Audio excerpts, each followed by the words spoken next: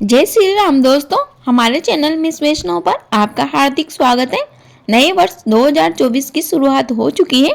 आइए जानते हैं साल 2024 का पहला प्रदोष व्रत कब है और क्यों इतना खास है। जब सभी देवी देवताओं ने त्रयोदशी तिथि को अच्छा न मानकर त्याग दिया था, तब भगवान शिव ने इस तिथि को अपनाया था और यह प्रदोष व्रत नाम से जाने लगी। प्रदोष व्रत त्रयोदशी तिथि के दिन रखा जाता है। जिस प्रकार हिंदू माह में एकादशी तिथि 2 बार आती है, उसी प्रकार से त्रयोदशी तिथि भी 2 बार आती है, एक कृष्ण पक्ष में और एक शुक्ल पक्ष में। त्रयोदशी तिथि के दिन जो भी वार पड़ता है, उसी के अनुसार इस प्रदोष व्रत का नाम होता है। साल 2024 की पहली प्रदोष मंगलवार के दिन पड़ रही है, इस कारण इसका नाम मंगल प्रदोष है। मंगल प्रदोष को ही बोम प्रदोष के नाम से जाना जाता है। दुख, दरिद्रता, संकट, रोग, शोक, कर्ज से छुटकारा पाने के लिए प्रदोष व्रत शुभ फलदायी माना जाता है। भोम प्रदोष के दिन भगवान शिव व हनुमान जी की पूजा का विधान है। इस दिन शिव जी के साथ हनुमान जी की उपासना करने से अमंगल व नकारात्मक शक्तियों का नाश होता है। भगवान शिव त्रयोदशी व्रत यानी प्रदोष व्रत करने वाले मानवों का हमेशा ही हाथ पकड़कर रखते हैं। पंचांग के अनुसार पौष माह के कृष्ण पक्ष की त्रयोदशी तिथि 8 जनवरी दिन सोमवार 2024 को रात 11:58 पर शुरू होगी और अगले दिन 9 जनवरी मंगलवार 2024 को रात 10:24 पर इसका समापन होगा। यानी बोम प्रदोष का व्रत 9 जनवरी दिन मंगलवार को रखा जाएगा। शिव जी की पूजा का शुभ मुहूर्त 9 जनवरी को शाम 5:41 से रात 8:24 तक रहेगा, अर्थात पूजा के लिए 2 घंटे 43 मिनट की अवधि है। आइए अब जानते हैं भोम प्रदोष व्रत के दिन हमें क्या उपाय करना चाहिए और उनसे हमें क्या फल मिलेगा। भोम प्रदोष वाले दिन सुबह गाय को मीठी रोटी खिलाने से पति को दीर्घायु का वरदान मिलता है।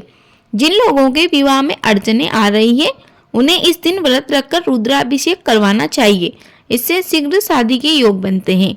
मंगल दोष से मुक्ति पाने के लिए भोम प्रदोष व्रत के दिन मंगलदेव के 21 नामों का जाप करने से मांगलिक दोष खत्म हो जाते हैं। इस दिन शिवलिंग पर केसर मिश्रित जल चढ़ाकर 11 बार शिव चालीसा व 11 बार हनुमान चालीसा का पाठ करने से कर्ज से मुक्ति मिलती है।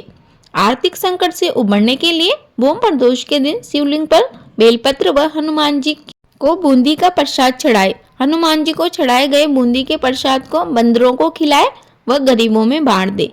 हनुमान जी शिव जी के रुद्रा अवतार है। भोम प्रदोष वाले दिन अगर भक्त ऋण मोचन मंगल स्रोत का पाठ करे तो धन आगमन के अनेक रास्ते खुल जाते हैं। हनुमान जी भी शिव जी के ही अवतार है, अतः मंगल प्रदोष व्रत करने से हनुमान जी की भी कृपा प्राप्त होती है। आइए अब कथा शुरू करते हैं। प्राचीन समय की बात है। एक गांव में एक बुढ़िया अपने इकलौते बेटे के साथ रहती थी। उसके बेटे का नाम मंगल था, जिसे वह बुढ़िया अत्यंत प्रेम करती थी। वह बुढ़िया हनुमान जी की परम भक्त थी। रोजाना हनुमान जी की पूजा सेवा किया करती थी। स्नान आदि करके भोजन बनाकर पहले हनुमान जी को भोग लगाती, फिर अपने पुत्र मंगल को खिलाती और बाद में स्वयं ग्रहण करती। प्रत्येक मंगलवार को वह नियम से व्रत रखती। वह विधि पूर्वक हनुमान जी की पूजा सेवा व आरती किया करती थी। वह मंगलवार के दिन ना तो घर को लीपती थी और ना ही मिट्टी खोदती थी। बुढ़िया माँ को व्रत करते हुए अनेकों दिन बीत गए। हनुमान जी उसकी भक्ति से बहुत प्रसन्न थे। एक दिन हनुमान जी ने बुढ़िया माँ की परीक्षा लेने की सोची और वह एक साधु का वेश धारण कर बुढ़िया माँ के घर के बाहर आकर पहुंच गए और जोर जोर से कहने लगे, यहाँ कोई हनुमान भक्त हो तो मेरी इच्छा को पूरी करे। साधु बाबा की आवाज सुनकर बुढ़िया माँ बाहर आ गई और साधु से पूछने लगी, आपकी क्या इच्छा है। साधु महाराज बोले, मैं बहुत भूखा हूँ, तुम मेरे लिए यहाँ जमीन लीप दो, मैं खाना बनाकर खा लूंगा। इस पर बुढ़िया बोली कि महाराज, लीपने और खोदने के अलावा दूसरा काम हो तो बताइए, क्योंकि आज मेरा व्रत है और मैं व्रत के दिन लीपती और खोदती नहीं हूँ। इस बात को सुन साधु ने बुढ़िया के हाथ में जल देकर 3 बार संकल्प करवाया, जो भी वह कहेंगे सब कुछ करना पड़ेगा। बुढ़िया ने खुशी खुशी संकल्प ले लिया। इसके बाद साधु बुढ़िया से बोला, तेरे बेटे को बुला, मैं उसकी पीठ पर आग जलाकर खाना बना लूंगा। बुढ़िया माँ के पैरों तले जमीन खिसक गई, परंतु वह कर भी क्या सकती थी। उसे बहुत दुख हुआ, परंतु वह साधु से मना भी नहीं कर सकती थी, क्योंकि वह वचनबद्ध थी। इसीलिए उसने अपने दुखी मन से अपने बेटे को आवाज लगाई और साधु के हवाले कर दिया। साधु बाबा ने कहा, बुढ़िया माँ, तुम्हें ही तो इसकी पीठ पर आग लगानी है। बुढ़िया ने दुखी मन से लकड़ियां अपने बेटे की पीठ पर रखी और आग जला दी और वह तुरंत ही अपने घर के अंदर चली गई। कुछ देर बाद साधु बाबा ने बुढ़िया माँ को आवाज लगाई, बुढ़िया माँ, खाना बन गया है, आ जाओ, मिलकर खाएंगे। लेकिन बुढ़िया माँ के मन पर क्या गुजर रही थी, कोई सोच भी नहीं सकता। संकल्प में बंदी होने के कारण बहुत अधिक दुखी मन से कलेजे पर पत्थर रखकर वह बाहर आई। तब साधु बाबा बोले, बुढ़ी माँ, अपने बेटे को भी तो बुला लो, सब मिलकर भोजन करेंगे। बुढ़िया माँ के आंखों में आंसू आ गए और वह बोली, बेटा कहाँ से आएगा, उसकी पीठ पर ही तो आग जलाकर खाना बना है।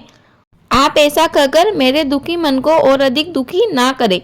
साधु बाबा ने बुढ़िया माँ की एक ना सुनी और कहा, एक बार आवाज तो लगाओ। बुढ़िया माँ ने रोते भिलकते हुए अपने बेटे का नाम पुकारा, मंगल आजा खाना खा ले। यह कहते ही मंगल घर के अंदर से दौड़ता हुआ बाहर आ गया और अपनी माँ के सामने खड़ा हो गया। यह देख बूढ़ी माँ साधु बाबा से पूछने लगी, हे बाबा, यह चमत्कार कैसे हुआ? साधु महाराज अपने वास्तविक रूप में प्रकट हो गए, यानी हनुमान जी अपने स्वरूप में आ गए। हनुमान जी को अपने घर में देखकर बुढ़िया का जीवन सफल हो गया। हनुमान जी ने बुढ़िया और उसके बेटे को भक्ति का आशीर्वाद दिया, वो अंतर्ध्यान हो गए। कहानी अधूरी रही हो तो पूरी कर जो, पूरी हो गई हो तो मान कर जो। यह कथा यहीं समाप्त होती है। प्रेम से बोलिए पवन सुत हनुमान की जय।